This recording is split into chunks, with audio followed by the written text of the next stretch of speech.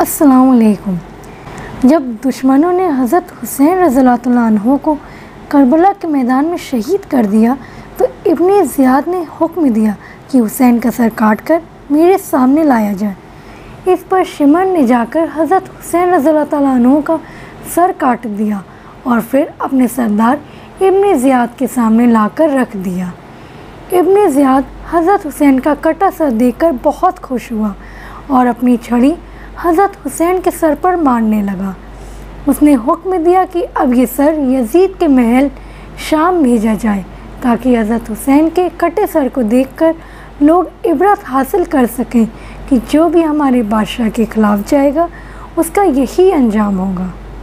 कूफा शहर से शाम शहर बहुत दूर था, इसलिए जब सिपाही हज़रत हुसैन रज़ियल्लाहु अन्हु के कटे सर को लेकर यजीद के पास शाम शहर जा रहे थे तो उन्होंने हज़रत हुसैन के सर को एक लकड़ी के संदूक में रख दिया और फिर उसे लेकर चल दिए।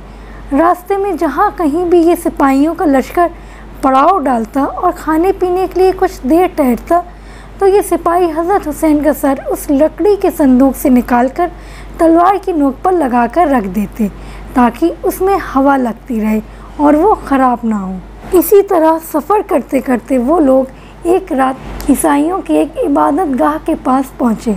उस इबादत गाह में ईसाइयों का एक बहुत बड़ा जादूगर रहता था। ये सारे सिपाही हज़रत हुसैन का सर लेकर उस जादूगर के पास पहुँचे और कहने लगे कि हम मुसाफिर हैं, इसलिए आपकी इबादत गाह में रात गुजारना चाहते हैं, आप हमें इजाज़त दे दें। जादूगर ने इजाज़त दे दी। उन सिपाहियों ने वो लकड़ी का संदूक एक कमरे में रख दिया और लेटकर सो गए। आधी रात गुजर चुकी थी और वो बूढ़ा जादूगर बैठा कुछ जादू कर रहा था कि तभी उसे आसमान की तरह से एक रोशनी नज़र आई जो उसकी इबादत गाह की तरफ बढ़ती आ रही थी और फिर वो रोशनी उस कमरे के अंदर जाने लगी जिसमें हज़रत हुसैन का सर रखा हुआ था।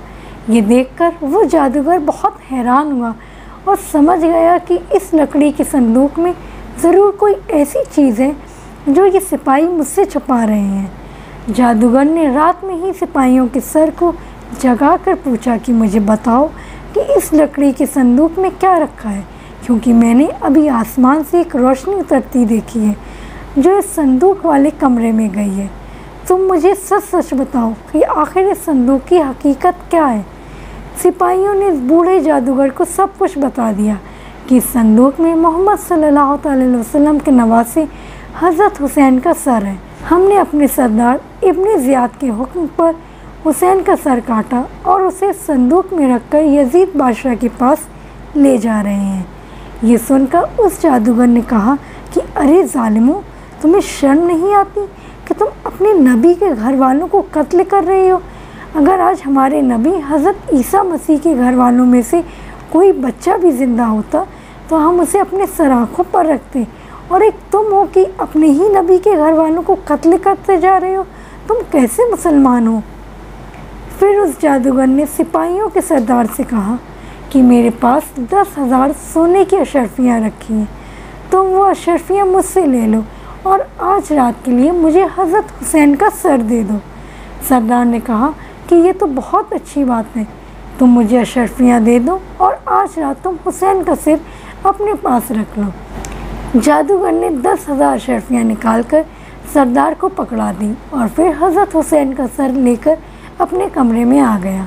उस जादूगर ने हज़रत हुसैन के सर को गुस्ल दिया और फिर उसे हाथ में लेकर पूरी रात रोता रहा। सुबह के वक्त उस जादूगर ने हज़रत हुसैन के सर को देखते हुए कहा कि ए मुबारक इंसान हुसैन, मैं गवाही देता हूँ कि आपके नाना मोहम्मद सल्लल्लाहु अलैहि वसल्लम अल्लाह के रसूल हैं और मैं अल्लाह को अपना खुदा मानता हूँ और आज से मुसलमान होता हूँ। क़यामत में आप इस बात की गवाही देना, ए हुसैन, मैं सिर्फ अपनी ज़ात का मालिक हूँ, इतने बहुत से सिपाहियों का मैं अकेले मुकाबला नहीं कर सकता। और फिर सुबह उस जादूगर ने हज़रत हुसैन का सर सिपाहियों को वापस कर दिया और सिपाही वो सर लेकर यजीद के महल की तरफ चल दिए। आपको मेरा ये छोटा सा प्यारा सा वाक़या कैसा लगा मुझे कमेंट्स में ज़रूर बताएं। वीडियो अच्छा लगा तो लाइक करें, फैमिली और फ्रेंड्स में शेयर करें। मज़ीद और जानकारी हासिल करने के लिए मेरे चैनल को सब्सक्राइब करें। फ़ी अमानुल्लाह, अल्लाह हाफ़िज़।